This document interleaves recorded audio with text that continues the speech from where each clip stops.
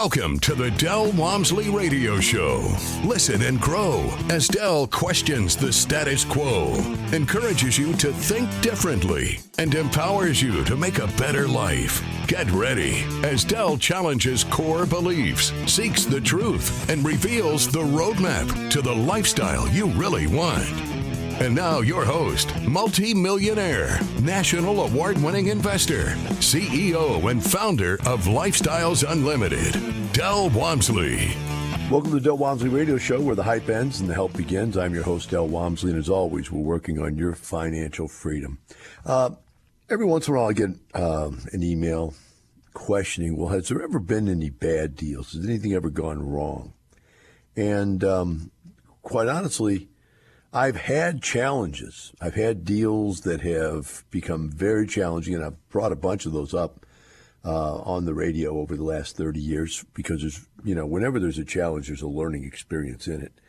But I've never really lost any money in real estate except for the first condo I bought for myself to live in, which I just got destroyed. I knew nothing about real estate. I worked in the health club business. They were selling condos, saying that they were going to go up in value. They'd go up, that the area that I was buying in was going to be the new great part of town, and that they would double, triple, quadruple. And they showed me, numbers in other parts of town. Really, all I wanted to get out of an apartment complex because of my T-tops and my mag wheels were getting stolen off of my car all the time. So I wanted a place I thought would be safer. Wasn't. Condos are a complete piece of garbage. And there are places I know where condos are the only thing you can afford to buy, right? But a condo isn't really a piece of real estate. Let's start with that. A condo is a situation where a group of people own a building or group of buildings. And within that group of buildings, you own the airspace inside of a unit. So in other words, it's almost like an apartment complex that you own the interior of the apartment complex. You have no control over what they do. So all the expenses are controlled by a board of directors. The board of directors can go wrong in one of two ways. One, they can overspend everything and make your expenses keep going up and up and up and up and up. I've been in those kinds of condo associations where the guys are really prudy and they want to make sure everything's done in the most expensive way possible. I've also been in associations where they were like cheapskate slumbags, and they didn't want to pay any dues themselves. So what they did was they vote everything into having no dues, fixing nothing, and letting the place deteriorate around you. Neither one of those two situations are where you want to be when you're in an investment in real estate, whether it's the home you live in or an investment type of deal. So I've told people for 32 years, stay away from condos. And I've had hundreds of people, if not thousands, come to me and say, thank you for that. Or, boy, you were right. I got my behind kicked in that condo deal over and over and over again. Now, where do condos pay off? Well, it looks like if you go buy a condo down on South Beach, Miami South Beach, there's no more land. There's no more place to build. They can only go up. And that's really the only place you can get that type of piece of real estate. Same thing in Manhattan. And any place where there's no place to build and they've got to build up and land is gone, then condos have a place. It's really the only way you could live in that area. If that is a scarcity situation, then you're in a situation where they make sense. Now, take Texas. Texas has nothing but land, and we can grow in any direction. So why grow up when you can grow out and you can just keep moving stuff further and further and further away? Say, well, what about if you want to live right downtown? Well, you might want to live right downtown. I might not want to live right downtown. You may want to have a place to park your car. I may not care to have a place to park my car. In other words, it becomes an issue of who wants to be there or not, and whether the supply and demand curve fills the place up. Doesn't always do that, by the way. I've seen inner city places have problems because the inner city, just like, for instance, COVID, when everybody stopped going to the inner city to work, those condos became useless. Values went plummeting on those types of things. So there's a problem. Now, the next type of property I'm going to talk to you about is something called a fourplex. And a fourplex is where you have 4 units built together. And by the way, I should go through this just for your own edification. There's single family houses where you own a house and you own the lot. Then there are something called patio homes where you own a house and a lot, but the lot is only half the size of a normal lot, and the house has one part of the house sitting on the lot line. So your neighbor's yard is right up against your house on one side. Now, a townhouse is where you, and by the way, that's called a zero lot line. Your house is on the zero lot line. Now, a townhouse is where you have 2 zero lot lines. And you literally could have buildings each touching each other, one right after the other. So that's a townhouse. Now, a condo is where you don't own the land. You say you own the land. You don't own the land. The condo association owns the land. You don't own the building. The condo association owns the building. And they control what happens on everything except the inside of your unit. However, some of them even have some control on the inside of your unit as to who you can rent it to and can't rent it to and so on and so forth, what you can do with it. Now we get to something called a duplex and a fourplex or a triplex, and that's where you have one lot with 2 houses usually hooked together on one building, and that's called a duplex. You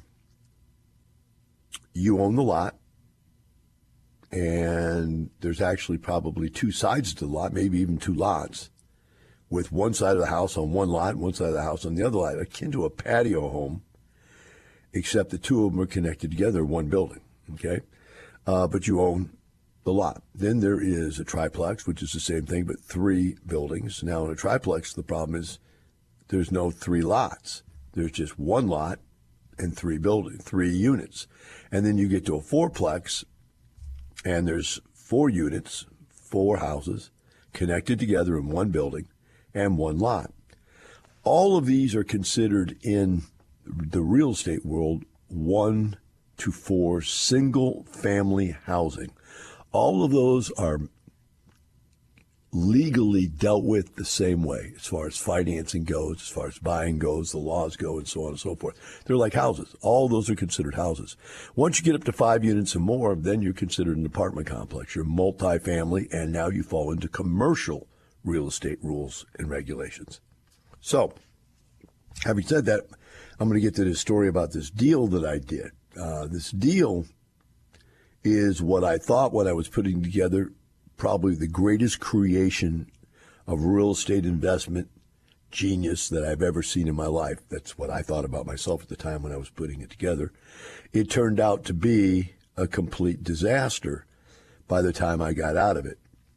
Luckily, I didn't lose any of my partner's money in the deal. We got our money back out of the deal, but we made no profit. Now, when you make a promise to people you can make a profit, you own a business, you can look at it from one of 2 ways. You can say, okay, unless I give them the profit I promised them, I failed. Or you can look at it, we own a business and maybe we're profitable, maybe we're not, and that's the way most of the world works. If you go out there and you buy into the stock market, no one guarantees you the business is going to do well. It may or may not do well. And you have the choice to take the risk if you want to. Well, when you're investing with your friends and people you know closely, that becomes a very serious problem when it doesn't do well, because they've bought into your personality, into your credibility to get involved in your deal. And in this particular case, that was quite a bruising to my ego, because up until this point, I'd hit nothing but home runs. Every deal I did was out of the park, incredible. And I got what we call the Midas touch. The Midas touch is where everything you touch turns to gold. And then you realize that you're touching your food and it turns to gold, and you're touching your lovers and it turns to gold, and you're touching everything. Your car turns to gold and it won't drive, and et cetera, et cetera. The point is, it's a fallacy. The fallacy is, if you think that everything you touch turns to gold, you're crazy. It's only a matter of time before you find out that you're going to fail. And we wrap that all up today in today's show and this story. And this story has massive number of learning points along the way that we're going to cover. So warning, this show will have sexual references and some violent content. Today I'm covering a deal that went wrong, and I'm doing it so that we can Number one, point out that not every deal works out great. Number two, teach the learning curve situation that I went through and what I did learn from it all. Now, by the way, if you join Lifestyles Unlimited, you'd never run into this deal and do it unless you are one of the people, and it happens, won't listen to me. And when you don't listen to me, you then are going to run into making the same mistakes I made when I first started out, or other people I've known that I've helped to make. And the idea by joining Lifestyles is so you don't make these mistakes, so that you come to us with a deal and go, nah, let me tell you a story about that one. So today I'm telling you that story about that one, and this is about a deal. What it was 44 units. It was supposed to make me $17,660 a month. Supposed to make $400 a month positive cash flow on each one, times 12 months, which was $211,000 a year of profit. So what happened? Why didn't it make me any money in the deal? Well, let's go back here. And the history of the deal was it was a bad part of town, and some guy went in there who was a real estate broker and slumlord investor and bought everybody out of their condo association, everybody except one. There was one guy they couldn't get to go away. And so they dissolved the homeowners association, basically. Now, they legally couldn't because there was still one guy there, so they had to give him condo association rights, even though they dissolved the association. The laws are in Texas that if you dissolve an association and someone isn't willing to vote into that, they still have minority rights in the group. So this guy was like a pain in the behind every once in a while. He wanted his building taken care of better than everybody else's. But then this guy who was a slumlord came up with this genius idea. He filled this place up with Section 8 housing people. Why? Well, because this bad part of town, these giant units, they were 3-bedroom, 2-bath units that were, I think they were like 1,400 to 1,600 square feet, something like that. They were huge.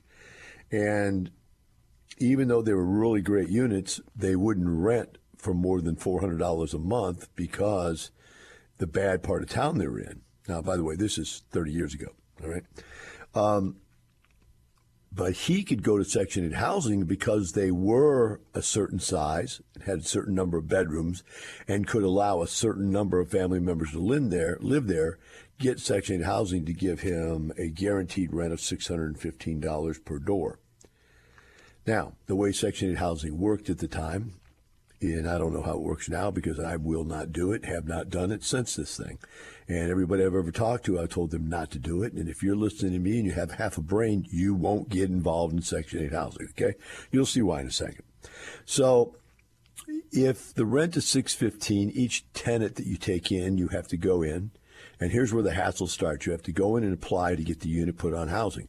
So to do that, they come out and do an inspection. Well, the last tenant was there was completely a purple Martian, destroyed the place. That's who is on Section 8 housing, purple Martians. And the purple Martian destroyed the place. And so now you got to fix it back up, and now you're putting all this money in to fix it back up, and they come out and they go, oh, my God, look, there's a broken electrical plug. And then they turn you down. So you've been waiting for a week or two to get this inspector out there. Then they turn you down. Now you got to wait a week or two more. Finally, after a month or so, you might get this thing approved. Now you have to let the tenant move in with no security deposit. We never let anybody move in without a security deposit. The types of tenants that we were moving in, we would have charged a triple security deposit anywhere else, and they were moving in without a security deposit. And because the government has guaranteed they would pay for all the repairs damages that they created, not repairs, but damages that they created, right? And so they'd move in, but you still hadn't got a paycheck. Now you had to apply for the rental income, sign the lease, and 30 to 45 days later, you'd get your first payment. Now think about this. You've been messing around with this for 30, 60 days to get a payment, what it basically comes down to. Whereas on a rent house, I get the money. I get 2 or 3 months security deposit up front on a bad tenant, plus the first month's rent before they even walk in the door. You don't give them the keys till they give you that much money. So you've got money in the coffers already to fight against whatever problems you run into. For a good tenant, you're getting at least 1 month's deposit and 1 month's rent. So you're winning. Here, you're losing. You're behind the eight ball. You're behind the eight ball with no security deposit and 2 months worth of free rent, or 2 months worth of down unit before you ever get started. Okay, so that's the beginning of the problem with Section 8 housing. The second problem is that the tenants are purple Martians and they destroy everything. I mean, literally destroy everything. And the way that they are charged to live there is they have to go in and qualify to get on Section 8 housing. And when they qualify to get on Section 8 housing, what happens is they see how much money they're earning by either Social Security or the one where you're injured. They get free money for being injured, free money for being, pregnant and have kids. There's all these programs out there where these people get all this free money, and then they apply that towards the rent and say, okay, well, you need to pay $12 a month on your rent of $615, or you need to pay $112 when they have to pay $112 compared to their friend paying $12. And they destroy things. What do I mean? They literally rip the doorknobs off, punch holes in the wall, steal the cabinetry, pull the doors off the cabinetry. I've seen them pull all the electrical wiring out of these units, strip the inside of the house because they can sell the copper for money. They'll pull down all the all the ceiling fans and stuff and sell those. They'll pull the appliances out and sell those. I mean, it's just, these people are insane. You say, well, Del, that's an over-exaggeration. No, it's not. I put up with 44 of these tenants, and they were insane. Other things they did, they shot each other. Other things they did, they sold drugs. I mean, I never realized there was this part of the world out there until I owned this place. And then all of a sudden, I was enlightened to a part of the world that most of you will never, ever see. In fact, I hope you never see. I hope it goes untouched, that you never run into it in your life. But it's out there. And whatever the reason it's there, I won't even get political on this. Whatever the reason those people are there and live that way, they're there. It's real. They're purple Martians. Why do I say purple Martians? Because they're not from Earth. There's no way these people are from Earth. They are not from Earth. Nobody acts this way unless you were grown up with no morals, no laws, or all responsibility, personal responsibility. We'll take a short break, come back, and tell the rest of the story.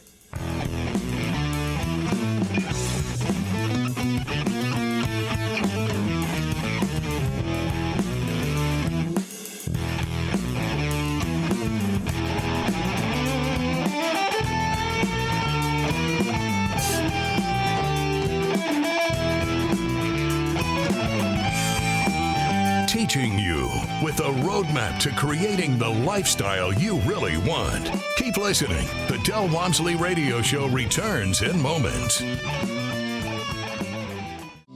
The rich get richer and the poor get poorer, not because that's the way it's set up, but because of the knowledge. When put into action, knowledge is power. At Lifestyles Unlimited, we empower you to live the lifestyle of your dreams through passive real estate income. For over 30 years, our successful members share their knowledge through case studies, classes, and mentoring. Tap into the knowledge. Attend a free workshop online. Register now at lifestylesunlimitedworkshop.com.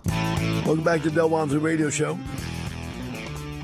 Today we're talking about the deals gone wrong. It's really a Section 8 housing story, and now I'm going to expand it from being a Section 8 housing story into a understanding of slumlords and different types of people you do business with. So let's finish up with the Section 8 housing thing. The other things I ran into in the Section 8 housing problem was that the people in the neighborhood, since they were all Section 8 housing people, believed that this was their neighborhood, this was their hood, this was their gang place, this was their whatever. And they used to come up to me and get my face and say, hey, why don't you fix this? And why? I'm not even going to go into all the rigmarole about it, but the bottom line was they complained about fixing stuff that they had broke themselves, and if I fix it, they'd break it again. And it's only a period of time for you to realize that you can't fix everything for these people because they'll just keep breaking it. They're like morons. And they live like heathens. So you got that problem. Then you got the problem that they carry guns. I remember for a while it was so bad out there, me going around trying to collect my $12 or my $112 from them, their little share of it, that people were coming up to me and threatening me and stuff. So I started carrying a gun. And then finally I got a bulletproof vest. And so I was walking around with a bulletproof vest under my shirt, under my jacket, and a gun, and collecting rent. And guys would come up to me and go, I know you got a gun, and he'd pull up his shirt and show me his gun in his waistband. I go, yeah, that's cool. You got a gun too. Great. By the way, do you have your rent? Just what do you say to these guys? You're going to shoot me right now over, $12 if that's really what you're going to do, or $112. And then I guess it's my end. It's my time to die just because I deserve to die for buying a place with Section 8 housing. I shouldn't have done it. I did it. What's sad is that I put a bunch of partners into it. And the way I did it is that I had bought like 20 of these units from some guy that wanted to get out. He's like, man, here, take these. I don't want it. Then there was a couple other people that each owned like 10, and I bought those out. And I kept convincing my partners, well, we would be able to do a better job of managing it if we had control of the whole thing. One thing about bad stories, and you think about the Democrats right now, is every time they have something go wrong, they tell you another bad story and another lie about what's going to happen if they just keep doing the wrong things they're doing. If you keep doing what you're doing, you're going to keep getting what you're getting. And if you think that doing the same thing is going to get you a different result, that is the definition of insanity. That's where the Democrats are at right now, and what they're doing in their quote-unquote Inflation Reduction Act, and also in the situation of, I was talking to my partners, more control. More control. Give me more control. Let me have more of these. If I have all of them, then the other owners can't be letting their people do all this stuff. So I was out there, and I finally talked to, these people into buying all of these units, and I put each one of them, we bought that group under an LLC because they're all bought owner financed. No bank would finance these things. So whoever was selling them had to sell them owner financed. And so we would buy that owner financed, and we'd own it inside of an LLC. But because we wanted everybody to get the fair share of where I put my time, my energy, my leasing efforts, and not think that I was sending all the best tenants over to one side or the other. I put everybody in a master ownership company where their purchase of their share in the other company dictated a value of the whole company, and that was how we ran the company, was on this master company. And that worked out well, by the way. There was no problem with that. Just a lot of effort to go through for 40 units. I mean, I didn't know anything, and I didn't have any money, so I had to work in a syndicational type form, I guess is what you would call it, although it wasn't a true syndication. It was just really kind of some small partnerships I put together. However, that part wasn't the real problem. The real problem was the tenants and the damage they did. So after a year of operating this thing, the Section 8 housing rent was $615 a month. My expenses, my mortgage payment was like $200 a month, so I was supposed to make like $415 a month. You figure in some operating expenses, which on single-family houses is very little because you put the house in condition, you leave the tenant there for a year, and there's nothing to do. If they break something, they owe for it. But in Section 8 housing, it doesn't work that way. They break something, you got to go back to the government. The government goes and asks them who broke it. They go, I didn't break it. They go, well, then it's your fault, Mr. Landlord. It just broke. And, countless times I went through this routine with them. I said, okay, let me just do this for you. Let me just stare at this door. All right, break, door. Come on, door, break. Sir, please help me. Stare harder with me. A door can't break itself, sir. These purple Martians tore the door off the wall, punched holes in the wall, the door. That's not maintenance. That's not normal wear and tear. You follow me? They didn't want to hear it. I mean, they're government workers, and the government workers were like 1/2 step higher in quality as a human being than the purple Martians. So it was an impossible situation to deal with. You had, what did they say, the fox guarding the hen house, right? Or the insane running the insane asylum. That's probably a closer representation of what was really going on there. And so after a year of owning this thing, We had made no money. No money at all. So we tried as we could. We knew we couldn't get regular people to live in there. And if we did, we'd have to drop our rent $200 a month just to be back to street rents on that street because of how bad the neighborhood was. So I tried managing by control. In other words, I started enforcing the rules stronger, harder. In fact, from the beginning, I tried to enforce the rules, but it just didn't work. And so I started trying to be more picky whoever I would take as a Section 8 tenant. I said, look, there's got to be somebody that's getting housing that's not a complete moron, right? It's not a purple Martian, not just a disaster to this universe. And so I would try to screen these people. And I would find really nice, like old ladies that had, were put on housing because they couldn't work and they're old and they needed a place to live. And I go, okay, now I'm doing the right thing. I'm helping people. Didn't do me any good. Within no time at all, every old lady I put in there had their kids living with them. Some gangbangers, always the gangbanger kids that can't find any place to live, that are moving in. Your lease says they can't live there, yet they live there. Because they don't really officially live there. They just come stay there.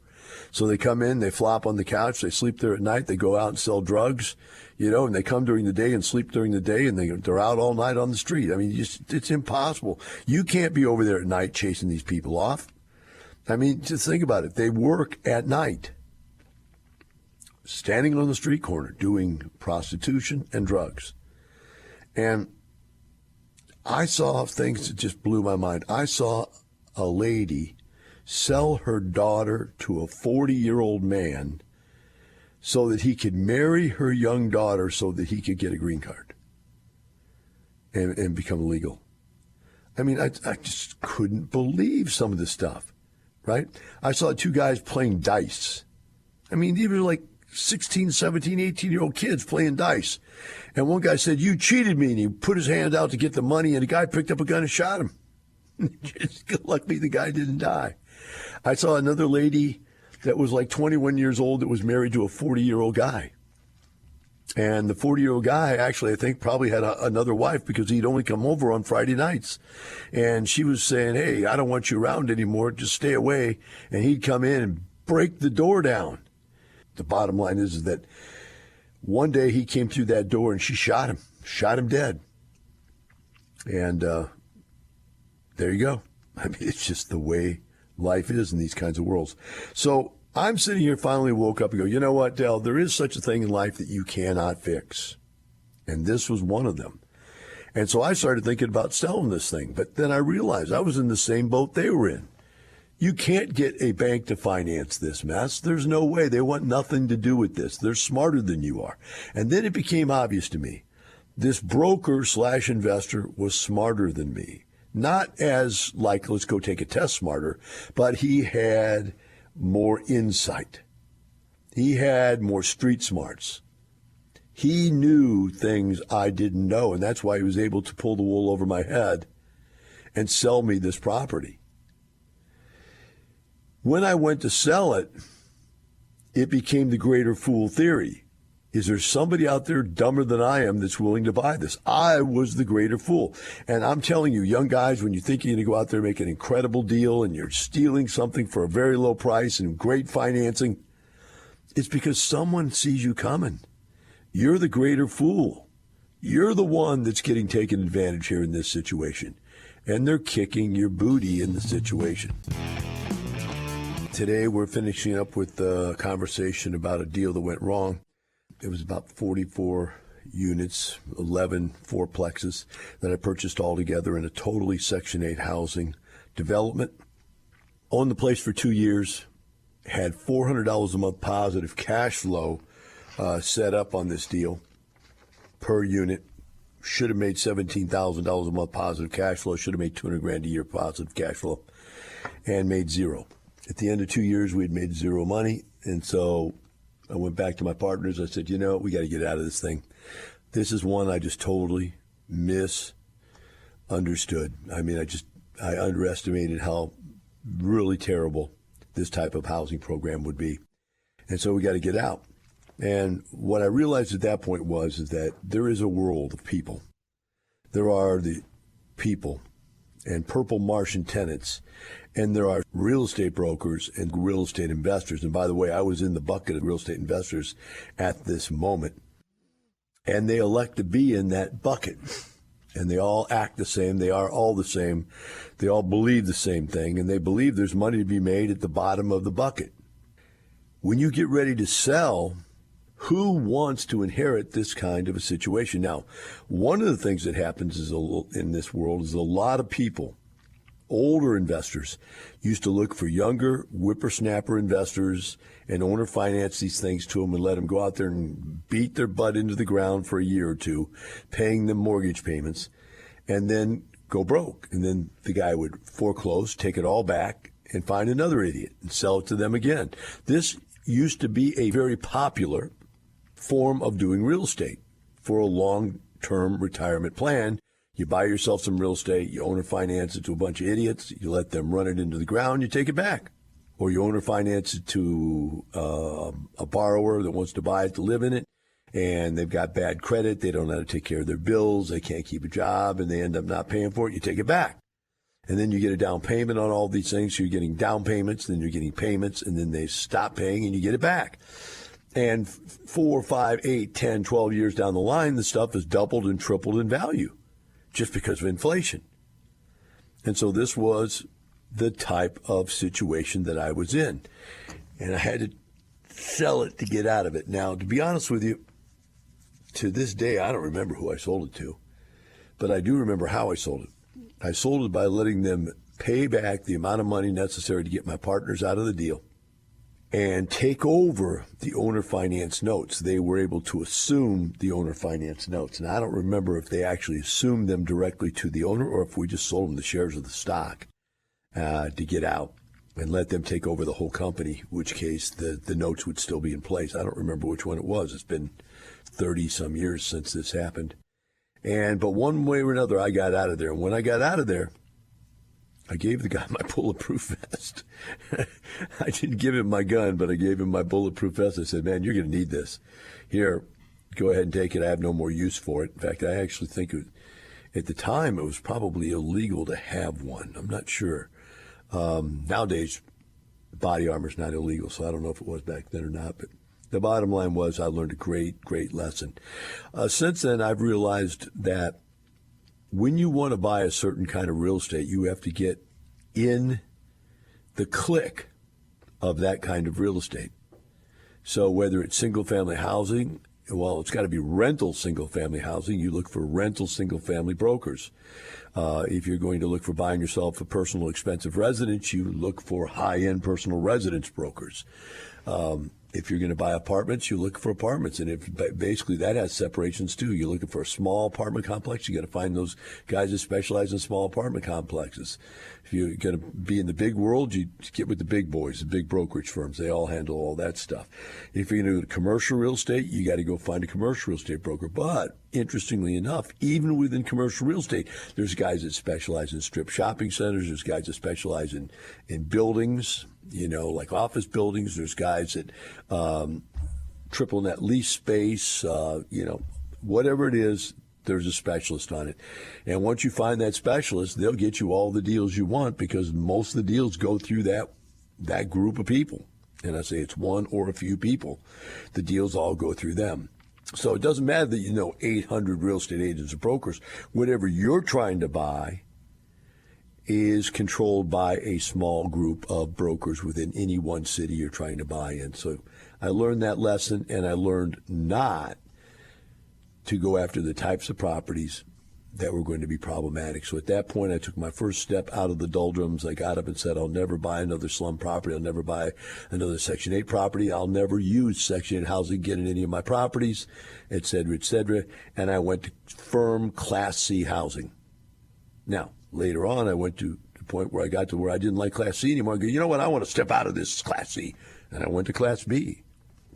Did that for a year or two. Said, you know what? Let's go on up to Class A. We got enough money now. Let's play with the big boys. And now I'm in the Class A housing type world. Don't want to go back down again. My wife doesn't want to go collect rent doesn't want to go do the stuff in those parts of town, right? Or deal with that, or the headaches that come with that kind of a property. So that's what goes on. I mean, you got to see that every one of these situations is a learning curve that you can learn a lot from. But luckily for me, we didn't lose any money on this one. You quite honestly could have lost all your investment on this deal if you couldn't have got out of it. And that would have been sad. The point I'm making to you right now is you don't have to learn all this. You could come to Lifestyles Unlimited. We've already learned this and 1,000 other things not to do. And just by knowing what not to do, it puts you in a very good position to probably do the right thing on your first investment. So let's think about getting in here as soon as you can so that you don't go out there and take on one of these catastrophes as your first investment. Because why? Because if you don't have a lot of money and you're naive, a broker/investor guy like this is going to get his hands on you and he's going to kill you. Hope you have a wonderful day. See you tomorrow. The information and opinions you hear on the Del Walmsley Radio Show are those of the host, Del Walmsley, his guests, and his callers. The Del Walmsley Show is for entertainment purposes only. Please consult a professional regarding your personal investment needs. Nothing presented on the Del Walmsley Show constitutes an endorsement, recommendation, offer, or solicitation to buy or sell any product or security.